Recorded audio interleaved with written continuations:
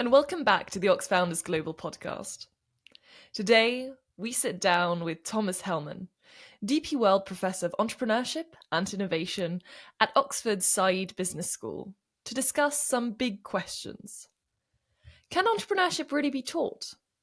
What role should governments play in strengthening their startup ecosystem?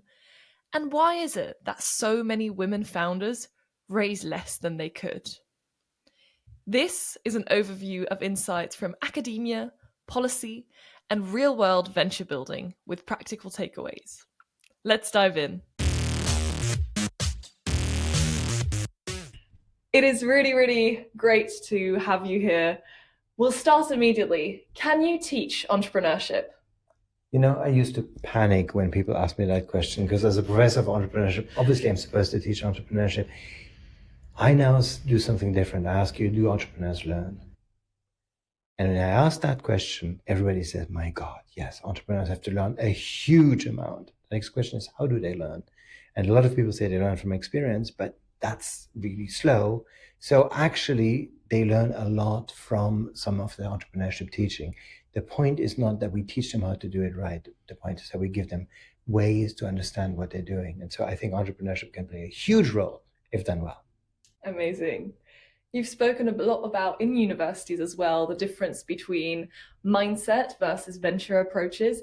Can you explain a little bit about what you mean with that and how should universities navigate that discrepancy? I think it's really important because, I mean, a university isn't the same thing as a commercial accelerator. In a commercial accelerator, you're after the venture generation. And it's an important part, and I think universities have a play to role there. But at the same time, we need to educate people and give them mindsets that take them through a lifetime. And it doesn't have to be a venture. It can be entrepreneurship. It can be social entrepreneurship. It can be sometimes just taking a lot of initiatives. And so I think it's really important that in the university, we get people to sort of develop these entrepreneurial mindsets. And that will take them to venture at some point, be it as a student or much later in their life. So you've argued that the presence of market failures in an entrepreneurial ecosystem can justify government intervention. If you had to pitch to a government about how they should get involved in the innovation ecosystem, how would you do it and what would you say? Well, I would say there isn't really a choice because, I mean, unless you want to keep up with economic development, productivity, growth, job creation, you need an entrepreneurial ecosystem. By now, it's evidently clear in the data that that doesn't happen by itself, that government does play a role. The key question is more how do you do it, how hands-on versus directive and how flexible is the arrangement. It's basically working with the market, but I think innovation and entrepreneurship is essential for any modern economy. Your research is a lot about as well women and how they might be undershooting some of their fundraising targets.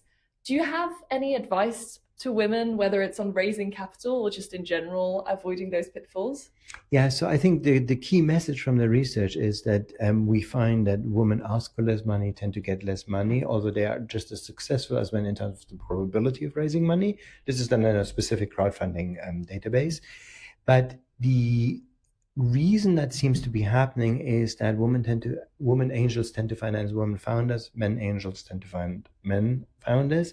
And so I think part of the trick, I think my advice to women is seek out those investors who are aligned and who understand you. And often that means looking for angel investors, and there are more of them out there.